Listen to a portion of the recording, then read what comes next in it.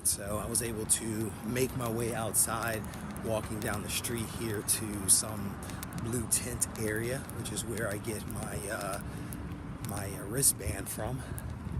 It's bananas. This place is crazy. All right, so I am glad that I arrived early because I'm sitting here and the line is ridiculously long. I'll show you guys this.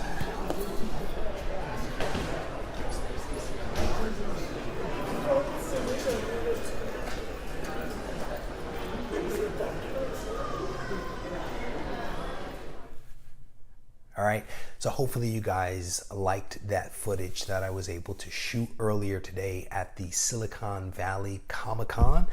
As promised, I went to the event, tried to shoot some video for you guys, also have some wonderful images that I'll be showing a little bit later towards the end of this video, so stay tuned for that. It was an amazing day, quite overwhelming between talking a lot, and my colds and just being fatigued. You can hear my voice is a little out, but we are going to persevere through this video. So today was a great day, and I had an opportunity to have a couple of books signed by Stan Lee, and I'll insert some images here in a moment so you guys can take a look at that. I specifically had ASM 50 signed by him and ASM 300 signed by him. I had a wonderful conversation with the facilitator for CGC. She had a witness there that was witnessing the signatures, but she was also doing some facilitation of getting the books that had been signed and getting them to CGC for grading and things like that. She is actually going on a tour where she's going to be meeting some creators in a couple of different places across the country. And I'm not going to give it away now, but those books that I had signed today may be gone for a little while, but when they come back, they will be something special. So more to come on those two books. But I had a very interesting time getting my signature from Stan Lee. I was one of the first people in line, kind of as you saw in the intro video there, and I immediately went over to the CGC space to get my slab of ASM cracked the right way so I didn't damage the book. So I did that. I completed my paperwork for my two books to have them signed and witnessed and all that kind of stuff, and then sent back to CGC. And then I went to go get into the line for Stan Lee. And the line that I stood in was not a very long line. I was actually quite excited about that. I was probably the 30th person in line.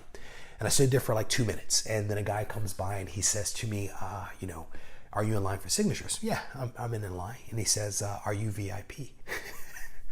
And I debated buying the VIP ticket, and I decided against it. And I, of course, had to tell him no. And he then pointed to another area where there was a very large group of people that had gathered that were in line. And so I went and took my spot at the very end of that very long line where I began waiting.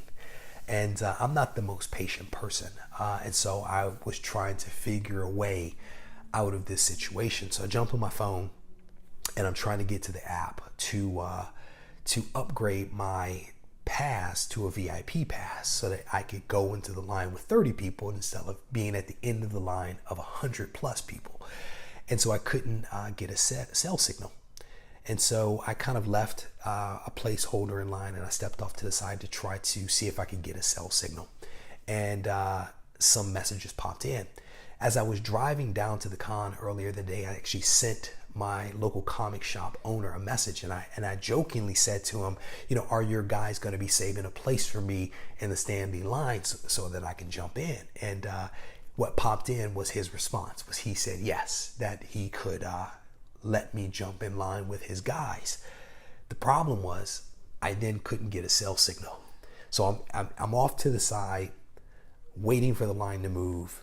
Can't get a cell signal to get in touch with this guy to find out where his people are in the line, because again, there's 100 plus people or so, and couldn't get a cell signal. So I went back in line and I tried to wait it out and try to see if I could get a signal. And again, not a patient person, So that didn't last very long, and there was a green-haired girl in front of me in line, and I said to her, "Can you hold my place in line so that I can go outside and get a cell signal?" And I knew that if I asked her, I would be able to spot her very easily in the crowd because of the green hair. So she agreed. And as I walked up to the side with my bag with my books in it, as I came around to the very front of the line, I spotted the guys from the local comic shop. It is a good thing that I try to be friendly when I go into the comic shop, because a couple of the guys, I recognized them, they recognized me. We had a quick exchange. They messaged the owner of the comic shop, who was upstairs manning his booth. He gave the okay. I slid in line, right in the front of the line. So stood there for maybe 5 minutes, kind of inched my way into the line so as to not make people mad. And after about 5 minutes, they came over, they grabbed us, and they walked us right into the signing area where Stan was. And so a couple of moments in line there, ended up getting my book signed by him. What was interesting, though, is that his handler loved ASM 50. So we were told before we went into the room not to talk to Stan, not to touch Stan, or to approach Stan. And, I completely get it, so I'm not holding anything against those guys, but we were given very explicit directions. And his handler, if you will, started talking to me about the books. And so we had a very pleasant conversation, all the while Stan was sitting there kind of listening to the conversation, signing my books and waiting for the next book to be brought in front of him to sign. So it was a fast experience, but a very wonderful one to be in the presence of Stan. You see him in the comic books, and you see his little caricature. You see him, in magazines. You see him in the movies. But it was very cool to be in his presence. And it's one of those things where you don't know how long someone's going to be with you, but you don't want to miss that opportunity to see them that first or that last time, if you will. And so I hope that Stan goes on to live for many more years. But in the event that he doesn't, I am so thankful and glad that I had the opportunity to actually go to this con, to be able to see him, to be able to capture a signature on a piece of history, on a book that is meaningful to me, and I think meaningful to a lot of people that love Spider-Man. So my experience today was an amazing one, and I want to thank all of you guys out there that gave me some great feedback on how to work the con, how to manage the getting the signatures, how to work through the CGC thing. The response that you guys gave me was overwhelming, and I am very appreciative of that. While there, because my local comic shop hooked me up, I decided to go by his booth and pick up a couple of things, and I did it as a way of just saying thank you, because if someone looks out for you, in my opinion, you try to look out for them. And unfortunately, he didn't have any comics there. He was doing more figures at this particular show, but he had a buddy who was in the booth right with him who had some books, and the guy's name was Paul. And Paul and I had a wonderful conversation about the history of comic books. We talked about Ditko, we talked about Kirby. He actually recommended a couple of videos that I should probably watch on YouTube that might be pretty entertaining. But all in all, it was a great exchange with Paul, and I'll probably do some business with him later on down the line, because the guy had some pretty solid books. Many of his books were lower grade than what I normally buy, but for the age, the condition wasn't all that bad. So at some point, he and I will probably do some business. With that said, I want to show you the books that I picked up from him. I only picked up 2. The first was, is Uncanny X-Men 221, and it is the first appearance of Mr. Sinister. Butchered that, didn't I? Mr. Sinister. It's a pretty nice book. I think that's Havoc back there, attacking Wolverine. Pretty nice cover. And it's a pretty solid book with great condition. So very pleased about that one.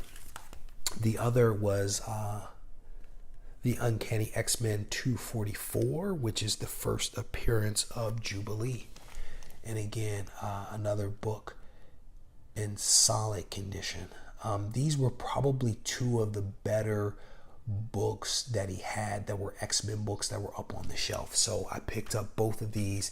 Very happy to have them in my collection. I didn't necessarily go there for these books. I was honestly hoping to find X-Men 101 because that's next on my want list, but very pleased to have these books. You may have even seen the prices on these. I actually did not pay that for the books.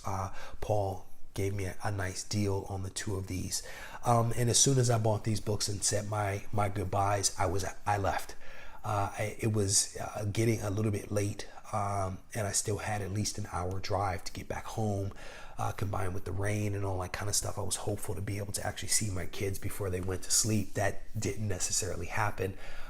But again, it was time well spent. So if you guys get a chance, if Stan Lee's in your area, I encourage you guys to go check him out. It was a memorable experience for me, and at this point in my life, so much of it is about making memories. So stay tuned. I'm going to put up a couple of photos and some additional videos for you guys that I was able to capture earlier today, and there is a very special one in there. So you want to stay tuned for this. Take care.